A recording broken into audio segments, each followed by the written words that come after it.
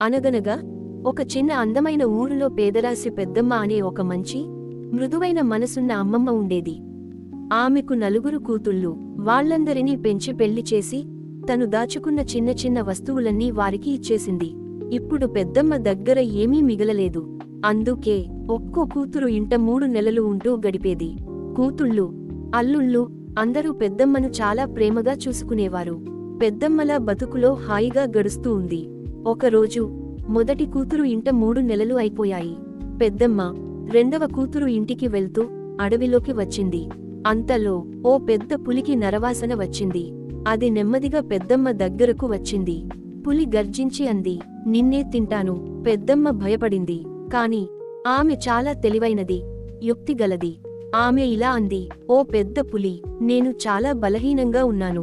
రెండవ కూతురు ఇంటికి వెళ్ళి గారెలు, సున్నుండలు, అరిసెలు తిని బలంగా వచ్చేస్తాను.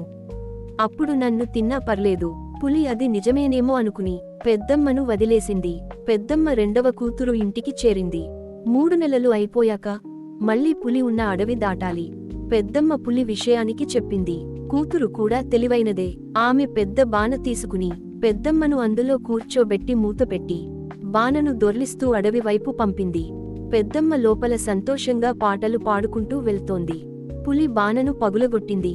పాట విని పులికి కోపం వచ్చింది. బానను గట్టిగా బాది పగులగొట్టేసింది. పెద్దమ్మ బయటపడింది. పులి మళ్లీ అరిచింది, ఇప్పుడే నిన్ను తింటాను.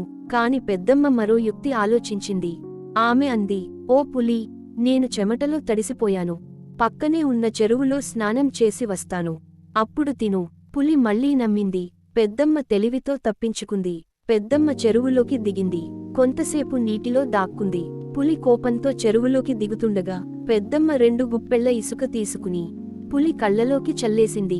పులి కేకలు వేస్తూ ఏమీ కనిపించక గిలగిల తన్నుకుంటోంది. పెద్దమ్మ వెంటనే బయటికొచ్చి అడవిని దాటి 3వ కూతురు ఇంటికి సురక్షితంగా చేరుకుంది. కథలోని నీతి: పిల్లలారా, తెలివి, ధైర్యం, సమయానికి వచ్చిన ఆలోచన మనలను ఎలాంటి కష్టాల నుండైనా కాపాడుతుంది. భయం కాదు, బుద్ధి మన పెద్ద బలం.